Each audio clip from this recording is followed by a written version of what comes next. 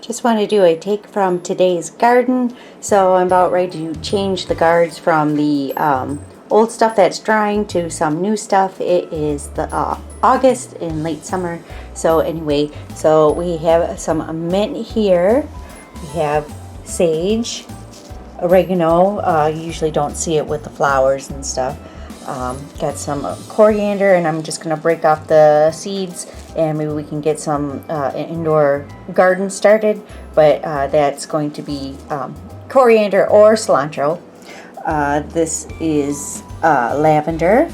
We have some beautiful lemon balm here, and the dill, and this also has not dill, I'm sorry, basil, and this also has the flowers. And then we have another round ready for to be de-seeded. This is Swiss chard here. I think it's just with the green stalks, but I had some with the the rainbow kind with the red and the yellow. Anyway, I think this is just the green. And just a shout out to my neighbors. They are amazing gardeners. So they have a peach tree.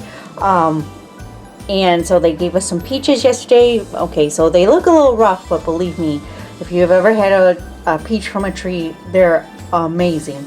So anyway, we got some of this, and then you're gonna have to check out this thing. I had to look it up. They're Chinese, but they. Oh wait, I left out one more thing, so I picked some chamomile as well. Okay, back to this gourd. I had to look it up. Unfortunately I don't know any Chinese, or I don't even know what dialect they speak, but she tried her best to explain to me what it was. But anyway, check that out. I mean, you can't even, the camera can't even pick up how long this thing is. So anyway, I think it's a bottle gourd. I don't know. So we're gonna try to eat this thing for dinner, and I think I'm gonna end up freezing most of it. But anyway, and then the other day they gave us some bitter melon. I made it with the ground pork and vegetables, and that was awesome. So anyway, I think I'm going to kick off a series on meals from the garden, and for the rest of this video I'm just going to show you how I process a lot of this stuff and send it up to dry.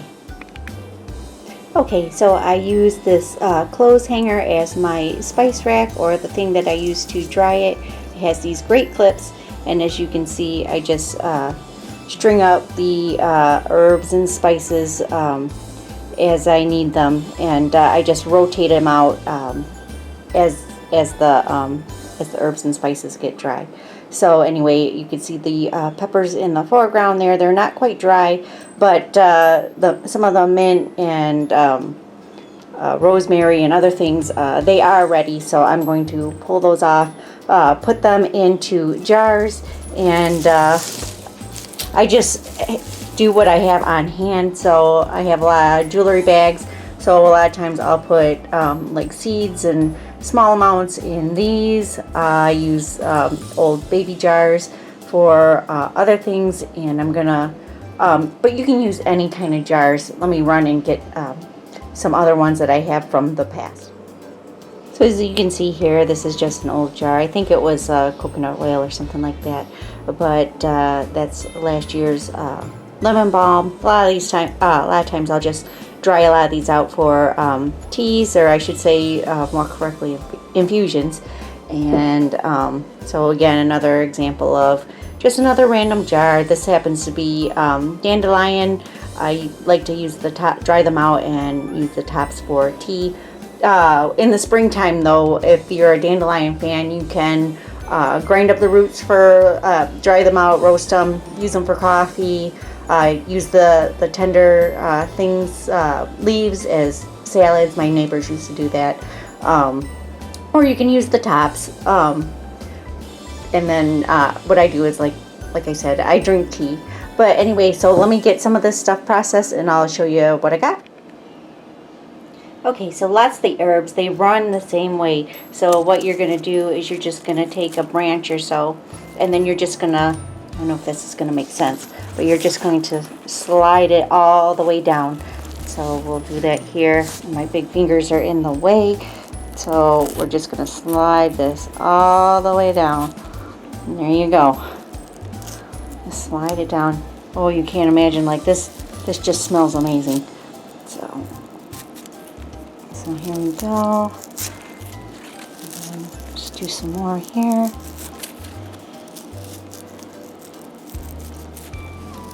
Oops. Some of it's a little bit more difficult than others, but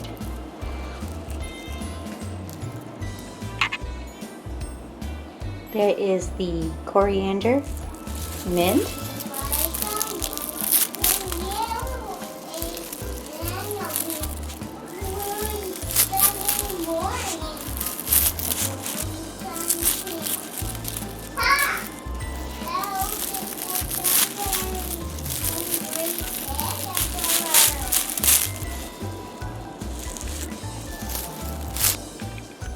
and here's the Swiss chard.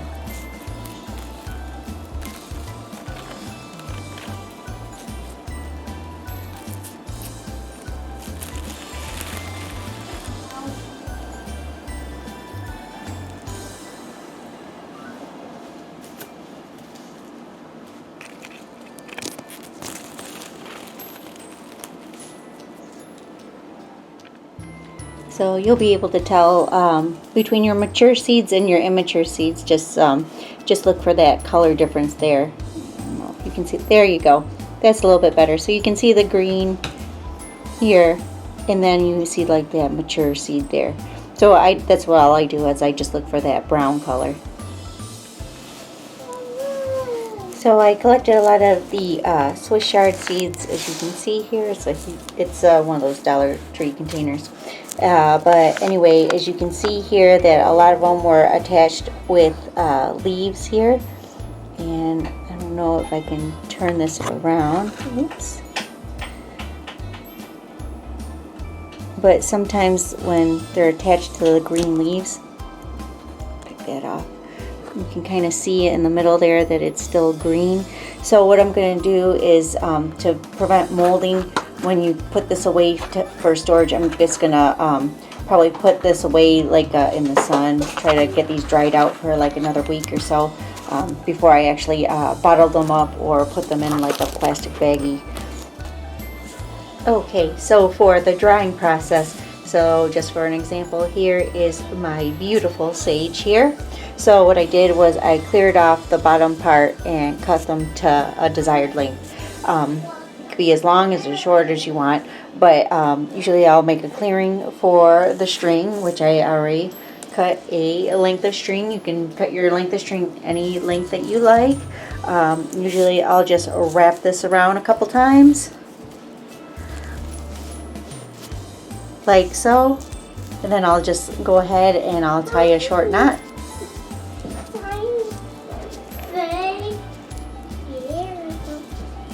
Oops. Of course it's not successful. Here we go. Wow. Okay, and then I just cut a piece of paper, I popped a hole in it, and I'll string it to the string.